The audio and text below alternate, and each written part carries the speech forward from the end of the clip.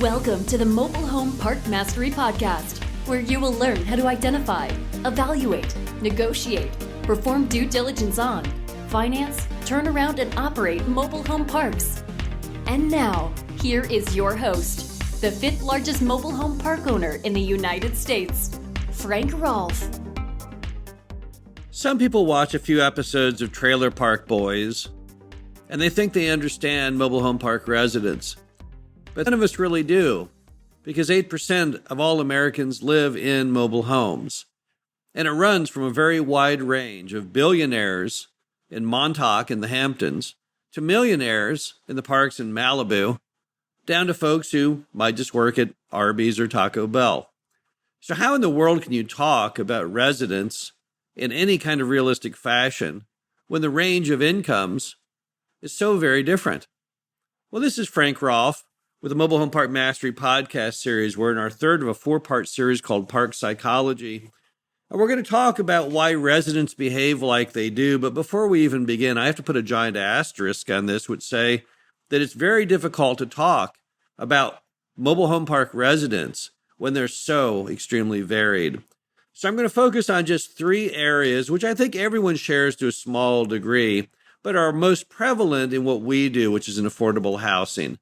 So we're going to be talking about people who have incomes typically of about $30,000 a year or so. And so let's start off with one key issue to residents who don't have a lot of household income, and that's money. So one reason residents behave like they do is simply because they don't have often a lot of money, particularly in a modern world where things are so very expensive. And because they're often strapped for cash, they have many things they need to spend their money on. Obviously, paying rent is a very difficult item for some of them to do as far as a priority level. They have the money to do it. That's not really an issue. The issue is the priority of those payments of all those different bills, all the many people who are all raising their hands saying, no, wait, pay me, pay me. So it's very, very important when you deal with residents who don't have a lot of income to make paying the rent a very, very high priority. That's important. Remember that the average mobile home park lot rent in the U.S. is only $280 a month. So even if you earned minimum wage, and that was the entire household income, just that one minimum wage check, and minimum wage being $7.25 an hour, means you'd have roughly about $1,200 a month, which means our $280 amount is roughly about 20 to 25% of your revenue. You pay almost no income tax in that range. So we're still affordable even then. It's always amazing to me, and I think to other people, that we are the only form of housing in existence that you can live on comfortably, even at minimum wage. But nevertheless, there's many things you'd rather pay other than your rent.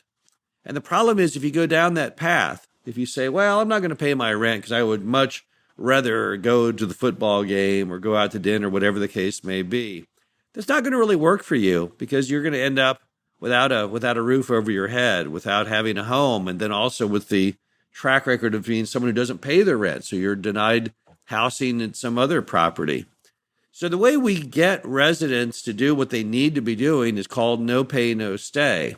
And what it means is it's kind of a tough love that says you've got to pay your rent or you can't live here. It's not judgmental. It's not done in a non-friendly manner.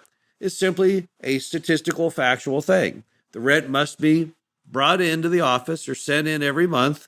And if no rent is received, then you'll get a demand letter followed by an eviction. Again, well, all we're trying to do is to set the priority of payments that rent is number one. We're not trying to do anything beyond that. And it really is for the residents' own good. We've had many residents that if we had not enacted tough love and said, you got to pay the rent or you can't live here, they would have not paid the rent that month or perhaps the next month. And fairly soon, they would have dug themselves into a hole they could never get out of, all to the detriment of their family. So no pay, no stay, absolutely essential if you're trying to keep the residents on the right path as far as money goes. Now let's turn to rules. Now, what are rules? Why do we talk about rules? Well, everyone's got rules. Federal government has rules to live inside the United States. You got to pay taxes. State government has it, county, local government, but their rules simply aren't as strict as most mobile home parks.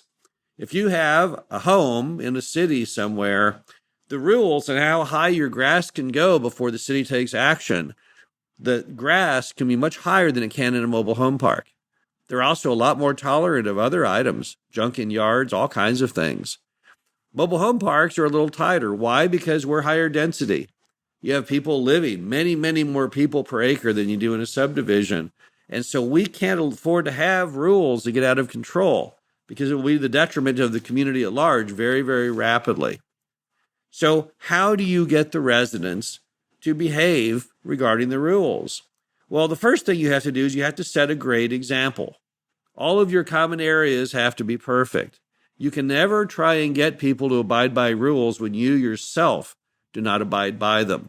So before you even think of pointing the finger and saying, hey, resident, I want this done, I want that done to your home or yard, you better do it yourself.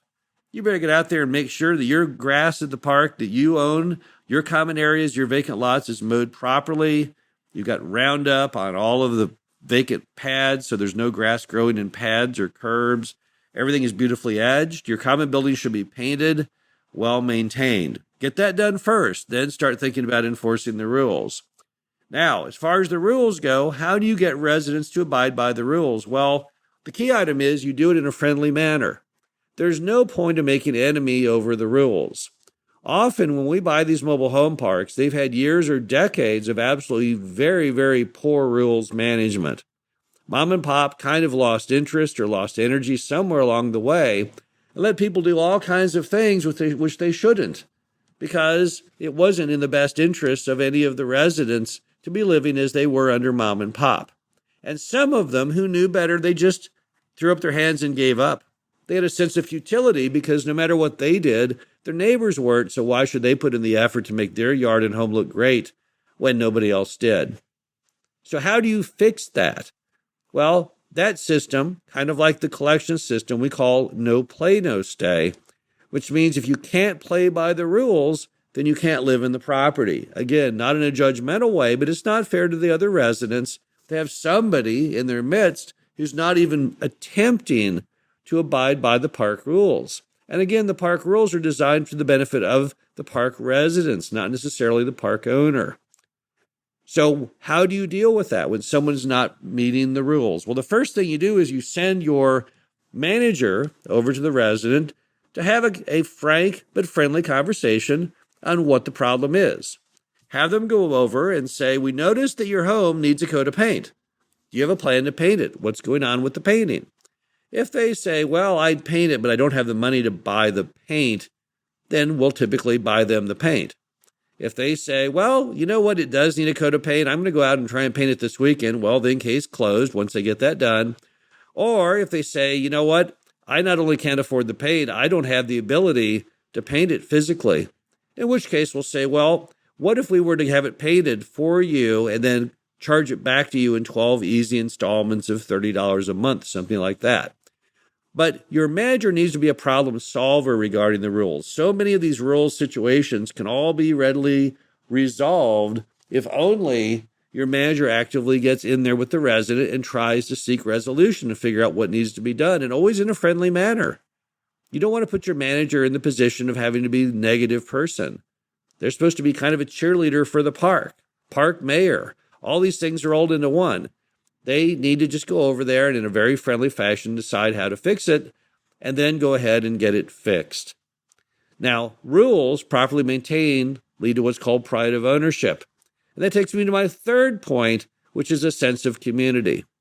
How do you build a sense of community? How do you make your residents care about their neighbors?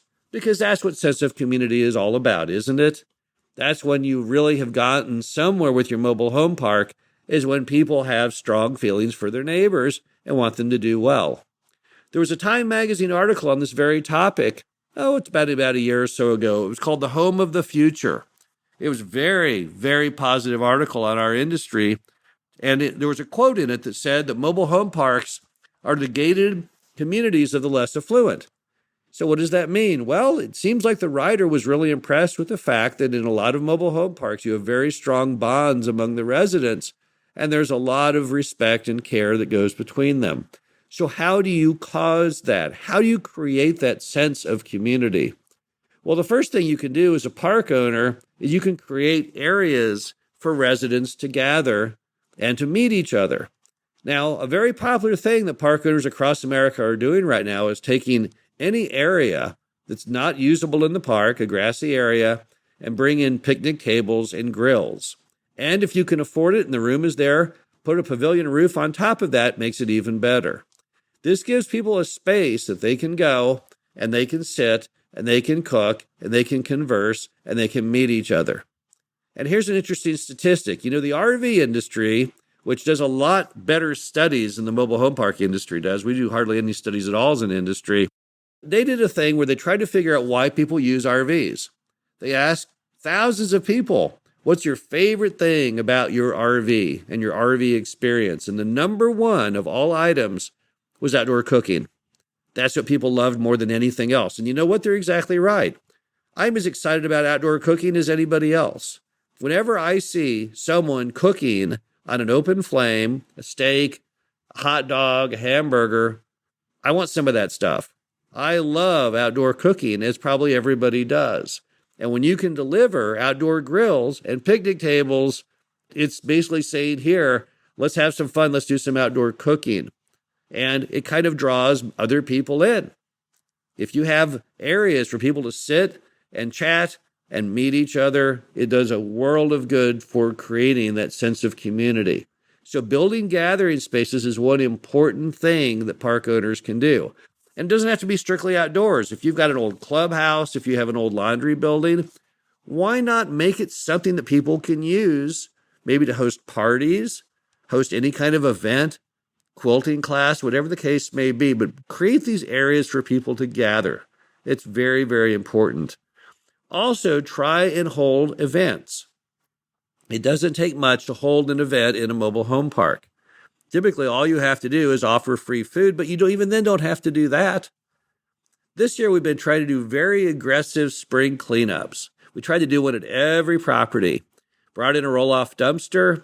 We organized everyone in the property, and we said, let's make this the nicest it can be. Let's jumpstart the new year. And we went out there and tried to clean up everything we could. We did painting of houses, painting of decks, taking debris out of yards, anything we could to help things out. And you'd be amazed at the outpouring of support from the residents who all want to make that park as nice as it can be. And when you do that, it once again brings people together. They meet each other. They get into conversations. They get into relationships. Very, very important way to build that sense of community. A sense of community in many mobile home parks is extremely advanced. Dave lived in a park down in Hondo, Texas, back when it had a tornado. This is years ago. And he was blown away at how advanced the support network was. They had ride sharing before the invention of Uber. Needed to get to work, car broke down, no problem. Someone in the park would take you. They had Meals on Wheels, decades before the advent of the program. If you needed food, if you couldn't afford it, if something had happened, if you were infirmed, if you had an accident, they would bring you food. That's when mobile home parks really take off to a new level, is when people really deeply care about their neighbors. And once again, if you're trying to get residents to behave in a certain fashion to their own betterment, then creating that sense of community is super important. So again, this is Frank Rolfe on this third of our four-part series on park psychology, talking all about residents and what we can all do to make them not only behave for the good of the mobile home park, but also for the good of themselves and their neighbors. Hope you enjoyed this. I'll be back again next week. Thank you for listening to the Mobile Home Park Mastery Podcast. Be sure to visit us at mhpmastery.com to subscribe to the show, read our show transcriptions, and access all of our great information on mobile home park investing.